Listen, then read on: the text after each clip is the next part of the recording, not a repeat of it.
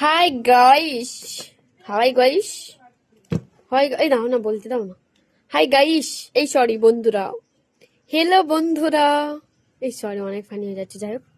Hello বন্ধুরা, আসসালামু আলাইকুম। ছোট করে বলছি, আম পোড়া হয়েছে, দুপুরবেলা আম পোড়া করে রেখেছি। এখন আম মাখাবো না, ওটা কি বলে, আম কি বলে ওটা, আম পানি খাবো, আম পানি খাবো, কি বলে ওটা। আচ্ছা, পুদিনা পাতার যেমন শরবত হয় না, ওই ওই শরবতটা বানাবো, খাবো, হ্যাঁ। কিন্তু অনেক ফানি করলাম, কি বলে করছিলাম, কিন্তু আমি জানি ওটা শরবত হবে। জাস্ট ফানি, তোমার এখানে হাসাবার চেষ্টা করাচ্ছিলাম। হেসেছো না? মা, মা, কয় গেলে, একটু মায়ের পেছনে লাগি। মা গো, তোমরা দুজনে এখানে কোথায় গেছিলে? আমার আসো না, মা করবে না মা। এ ধনে পাতা বাটো কাতে ওতে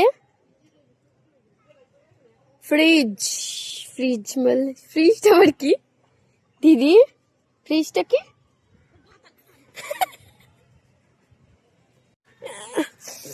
মা বললো পুদিনা পাতা নিয়ে যেতে, দাঁড়াও। হাই বাবা, এ তো পাতার কি সিঁড়ি, কি ধরনের, ও এতে কি করে নেবে, তো সব শুকিয়ে গেছে।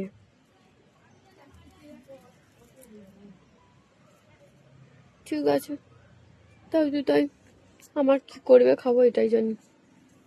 এই ওমা হলো, এ বাবা আমি কি পাগল টাগল হয়ে গেলাম নাকি? এই সবে তো শুরুটা করলো। শরবত, আম পোড়ার শরবত ভালো লাগে খেতে, দারুণ লাগে। কবে যে করবো করবো ভাবছিলাম আম পোড়া শরবত, কি বলতো, করে মেয়ের জন্য না ভালো লাগে, যে কেউ করে দেবো খাওয়া, এটা ভালো লাগে। শুনতে পেলে নাকি আবার আমাকে বেশি করে খাটাবে, যেটা কর ওটা কর সেটা কর। কোথায় গেল আমার দিদিটা?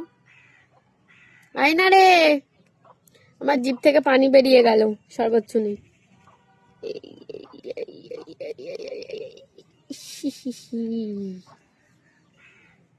আচ্ছা বলো তো, আমি নাকি টেরি? আমি নাকি টেরি?